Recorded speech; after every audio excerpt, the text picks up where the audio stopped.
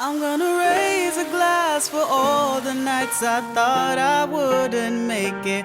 I'm gonna raise a glass for all the friends that stay. Hello boys, mommy's home. What's up? What's up? Check out the consistency now. Consistent. Give me your another story time once more. I'm back again with another story time, trying to be consistent and whatnot. How I did now? How do you like my hair?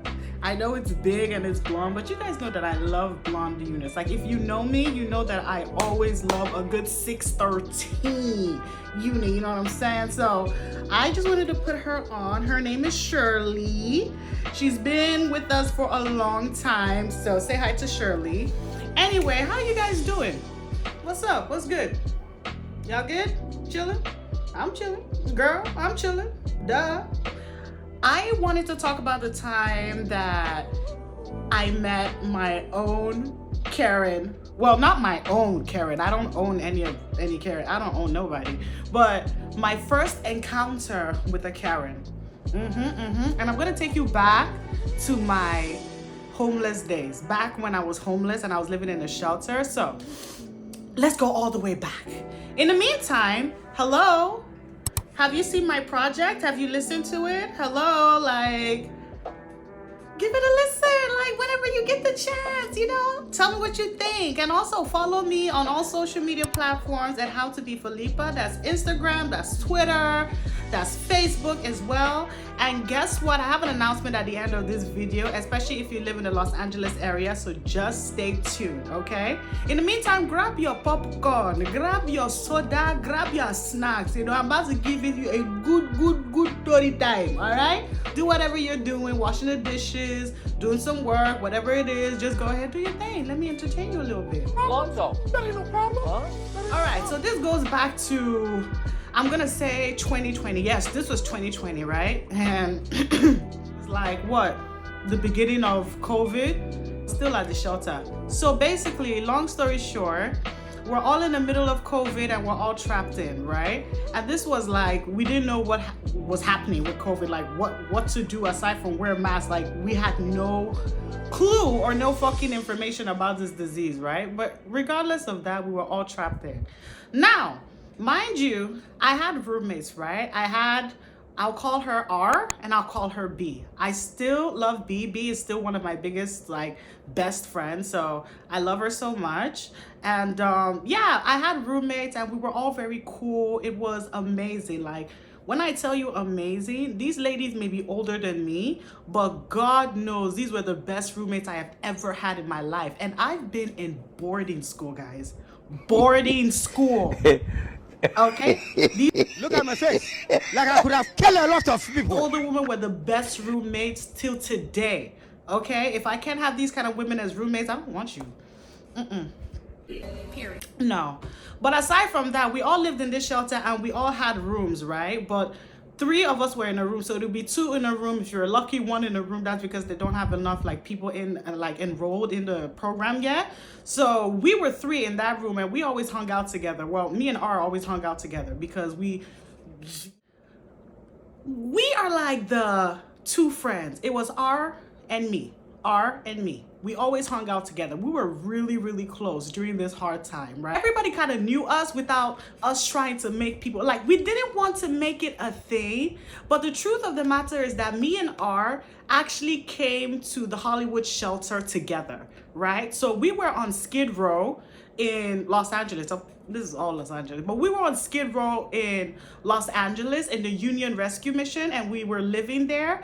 And basically, when I tell you, we literally got in the same car, me and R. They Ubered us, right? Our case managers Ubered us to the new shelter because I was out. They put me out of the Union Rescue Mission. I'd been there for too long. I'd already moved to another, like, domestic violence abuse, you know, shelter for women, and time was ticking, you know. Let be poor. Breathe. Don't suffocate them. They give you like 6, maybe not even 6 months. 6 months if they're being generous, but 3 months to stay there. Especially to get your shit together, you know what I mean? Basically, I was already kicked out of the Union Rescue Mission. I couldn't stay there anymore. And I was already in a whole nother shelter that was like way too far from downtown. But, you know, I came back when my case manager told me, listen, there's a whole new shelter in Hollywood. There's no one that's ever been there before. So me and R literally came into this shelter together in the same car when it first opened up.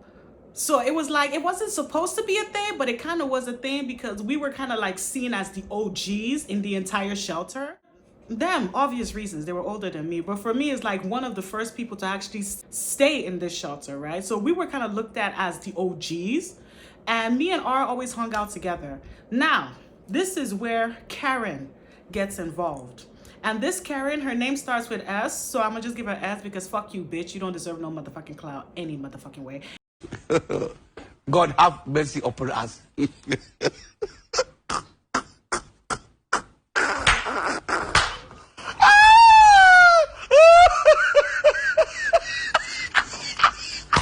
Anywho, we gonna call her S, and this was a big bitch, like heavy set, white woman, you know, and she liked to lie a lot. You know when someone is capping when they're telling a story because the story not adding up? Like, how you gonna tell me that you were in the penitentiary for beating someone's head open, but you're pussy?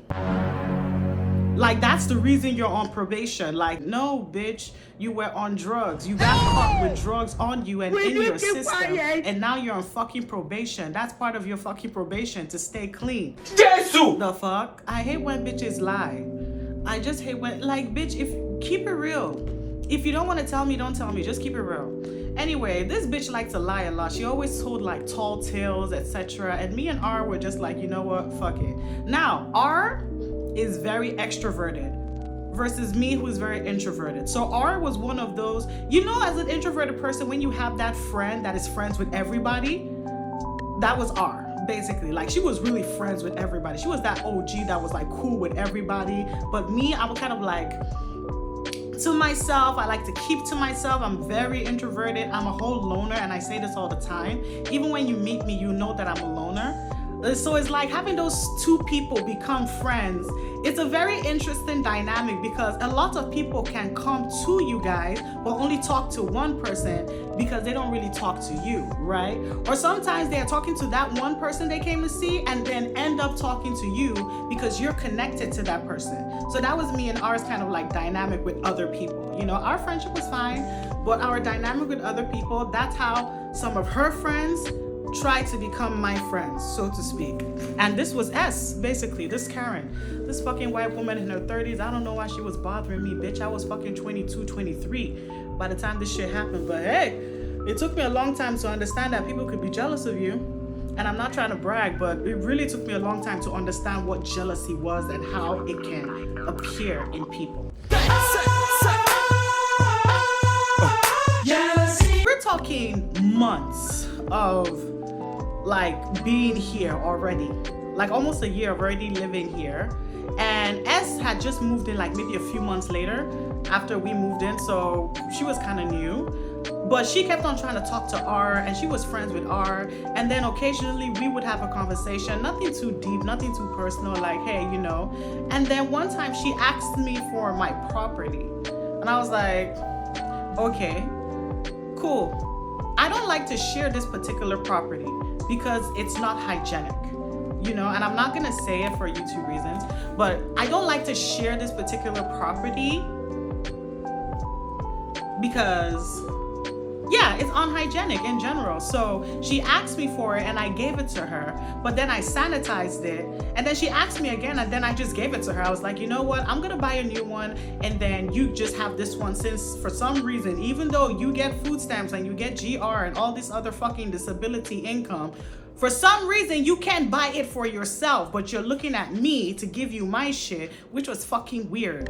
But anyway, I gave it to her, and then another time came, literally days later. After I gave it to her, she came back to ask me for the same shit again. And I'm like, wait, what about the one I gave to you? She was like, oh, I broke it. Bitch, what? Bitch, what? Bitch, what you want me to do about it? You already broke it. Do I look like a fucking factory that produces this fucking shit? You better get you $20 and go to Hollywood Boulevard and get you one. They be selling them over there. What is you talking about? You broke it and then you asking me, like, at this point, I was just like so irritated. I was like, okay, but no, I'm not gonna give it to you. Tell me why when I said no. Hey, Bagade is a game. Gas don't boss. Hey! Tell me why when I said no, this bitch decided to switch up on me. And since then, it was beef. And I'm talking almost 6 months of this girl passive aggressively, is that the English? You know me, Seth, I see that in small. It's not every time I used to get it. Passive aggressively. Just coming at me. Like, she would just always come at me. Like, anytime we were hanging out, she would throw like some sneak disses and some like, you know, just like some shade towards my way. It got so bad once in a while, like she would literally be in the building and shout from her window down at me and just taunt me like, oh, you want to be one of this, just insulting me like for no reason. I can't even remember all the insults because low-key I wasn't listening. I always had earphones, but I know she was dissing me. I know she was dissing me, okay? But she wouldn't actually do it like confrontational, like to my face. I was like, okay, I was just gonna ignore this bitch. Meanwhile, in the meantime, I was going through something else that was so personal. I can't even really talk about it right now, but it involved like a whole nother human being that I thought was playing with my heart and shit. And I'm just like, I just realized in that moment that they were playing with me. And I just literally lost my temper one day and I was like power walking to the shelter, power walking all the way from Hollywood, just power walking to the shelter, angry. I felt so disrespected. I felt so violated. It was so crazy because prior to even that situation happening, S had tried to embarrass me in front of this person that I thought was trying to play with me, who was playing with me. You know what I mean? So it was like, okay, I really don't like this bitch and this bitch keep coming from me like it's no fucking, like nothing is gonna happen to her. I was like, okay, so this time when that shit happened, I was power walking back to the shelter and then all I could literally remember was seeing red. At this point, I'm looking at the shelter, I see her window, her lights are on, I literally start jetting. Girl, I ran into the shelter. And then as I ran into the shelter, turns out that she was at the stairs of the shelter. When I saw her and she saw me, God knows, it's as if like she knew that I was not playing with her this time. Like the look, as soon as I saw her, I just started chasing her, man. I chased her up the stairs of the shelter, around the shelter. This fat bitch was running for her fucking life. And then she somehow managed to get in her room and then block the door, lock me out of the room. Now I'm in front of the door beating the fuck out of this door like the bolts must come off this bitch. I don't give a fuck. This bitch has disrespected me and violated me for 6 months, literally insulting me, putting dirt on my name, talking shit about me, spreading rumors. This bitch literally was telling other people in the shelter that I was using heroin, to the extent that one of the case managers had to ask my roommate, talking about, oh, did she relapse on heroin? I beg your pardon. I beg your pardon. Bitch, I've never been on heroin. I've never been on heroin. What's it called? Cocaine. I've never been on meth. What are you talking? Where is this rumor of the drugs coming from? And then there was this rumor that she was spreading, talking about, oh, that I had 12 children in Africa that I left. What? Bro, what are you talking about, man? I'm like, bitch, if I gave birth to 12 children and I look like this, that was low-key slay. You ate that one, bitch. Thank you. I'm so happy. Like, imagine if I had 12 kids right now, but I still look like this. Ah, bitch, stop playing with me. Bad bitch in the building. You get me? Okay? But she would just like spread weird rumors. Like she was even spreading weird rumors to the person I was talking to. And the person had to tell me, oh, this is what she said about you.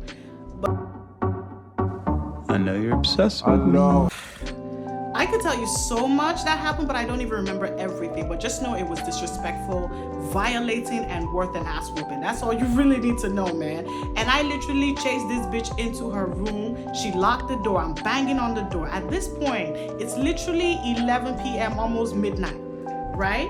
And the whole shelter is awake right now. Everyone that was sleeping in the shelter, all of them are awake. Like, what's going on? Like, who's banging? Because, like, what's going on? I'm beating the door and I'm like telling this bitch to come outside, and she's refusing to come outside. She's not even saying shit to me. She just locked the door. And I'm like, no. I'm gonna get this bitch today. I'm gonna get this fat fucking Karen today, because you got me fucked up, Heavy said. Like, are you dumb? Like, really? Like, I really let your shit slide for like 6 months. Honestly, I should have checked her at the beginning. But no, I let it ride all in the sake of, oh, I'm trying to be the bigger person. I'm trying to be the classy one. I'm trying to be the better person. I'm trying not to come down to your level. But honestly, when it comes to bullying type of behavior, 9 out of 10 times, if you don't check that behavior at the beginning, you're giving them permission to do it over and over again. That's one thing I fucking learned. So one thing I know, I can't keep my mouth quiet anymore. I can't keep holding my tongue, especially when bitches are coming at me, especially when anyone is coming at me. I'm a grown-ass woman. No, that's right. Even though I was 23 and young as fuck, I'm a grown-ass woman and I have a voice, so I started to use my voice. As I'm banging on the door, literally a voice in my head, which I like to refer to as my sane mind, my wise mind, literally telling me, stop. And I was like, what? And it was like, stop, right? Because the thing is, in that shelter, if you fight or if you damage any of their property, that is enough grounds for them to throw you out into the streets. Like, that's one thing, 2 of the things you can do. Like, there are major rules that if you break it, you're out. There's no excuse, right? So literally, as I'm about to break the fucking door down, that voice tells me stop. I literally pull back. That's when the case managers start running and they literally see me, right? And I'm like, so angry, I am screaming the fucking building down. I don't give a fuck. Y'all gonna make me lose my mind. Where's the box? Where's the box? Get out! Give it to me, I ain't get no sleep cause of y'all. Y'all not gonna get no sleep cause of me. Everybody will wake up because you bitches had me fucked up in the first fucking place. Nah, don't get it twisted, because when you're a quiet person and people think that they can play with you and they can walk all over you, and it's like, bitch, on a normal day I have anger issues, but I'm trying to be classy just to say that I come from a good family. But it gets to a point where people keep trying you and it's like, okay, now I really have to bark and bite just to show you how real this fucking shit can get, right? So now I'm screaming the entire shelter down. Fuck these bitches, every single one of you. Everybody looking at me like, what? I have never seen her act like this. That's literally what they were saying. Like, she has never acted like this. She's always so calm and quiet. I've never seen her lose her temper. Who did that? Somebody really fucked up this time. Just all shit along those lines. That's what they were saying, right? I'm in my room now with my roommates. Me and my roommates, we hype now because now we want to fight. Like, what the fuck? Fuck this old bitch. Fuck that. This, that, and the third. And Ara is Latina too. So she's like, bitch, fuck that old racist bitch. She keep trying you every fucking time, bitch. Fuck that little. I was like, I don't give a fuck what we were screaming. We didn't give a damn. They were trying to like talk me down and calm me down, and it was like so crazy. But I ended up not beating her ass that night. Like I could have killed a lot of people. I did try the next day though.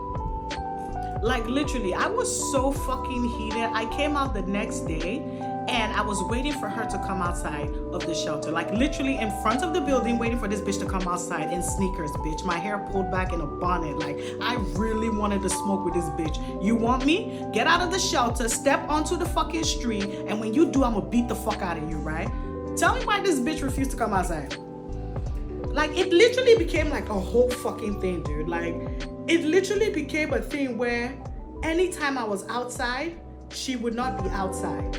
And if I was inside, that was her only chance to get outside and go wherever she wanted to go. Basically, it became an unknown fucking rule and fact that, bitch, don't get in my line of sight. And guess what happened literally like a week later?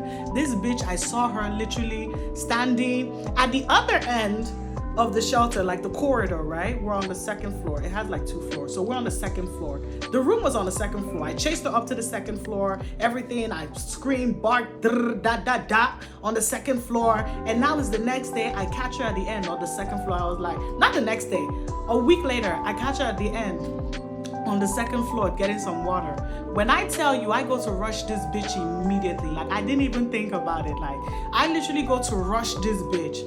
If not for the fact that she screamed so loudly that the scream literally shocked me out of like my rage, I really was ready to put my hands on this girl. For real. Well, this old fucking bitch. Ugly as fuck. Anyway, I really was ready to put my hands, like I was ready to risk it all in that moment, because bitch, you really got me fucked up, and now I want to draw blood. Because fuck all the talking. You did all that talking during 6 months of harassing and trying to bully me. Now you're gonna throw them hands and you're gonna see whether you can beat me, because I don't give a fuck if a bitch fat or big or tall or anything more than me. I have heart and hands. But I literally was just like, okay, snap out of it. Don't do it, because if you hit her, you're gonna get kicked out. You're gonna get kicked out of the building, you're gonna lose your bed, and you don't have time to start looking for a bed while being homeless and trying to find a job during COVID. Like, you don't wanna do that, right? So I literally, in that moment, came to my senses, but I was still talking my shit, bitch, popping my shit. I was screaming so loud, all of security came all the way upstairs. My friends who were outside in the courtyard, they could hear me, they ran all the way upstairs. Literally, like, they thought I was beating the fuck out of this bitch. But there was cameras, so it was obvious I was just talking shit, right? And basically they separated the two of us, took her back to her room, took me outside, and honestly, that was one of the craziest encounters I've ever had with a Karen. Like, this Karen literally tried to bully me and harass me, and it's like, it get to why you. It get to why I never slapped you before. I should have slapped you a long time, but I like to carry myself in a better light, so yeah. Anyway, thank you guys so much for listening to my story. I hope you enjoyed the little story time of how I wanted smoke with my first ever Karen encounter. So I hope you were entertained. In the meantime, I still have music, and I did say I have a special announcement at the end of this video, so here we go. I am launching my own catering business in Los Angeles. It's called Saint Ada Cafe, and we deliver in the Los Angeles area. We also have a menu, so follow us at Saint Ada Cafe. Please follow us, place your orders. You can DM us your orders. It's also same day delivery depending on the order as well. We can cater to one person, we can cater to a party, whatever you like. We cook jollof rice, coconut rice, oxtails, grits and shrimp. It's an Afro-Caribbean fusion.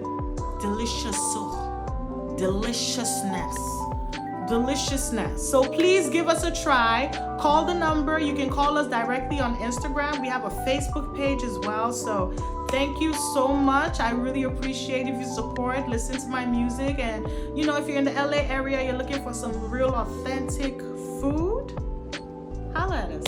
All right, bye bitches. See you, sons.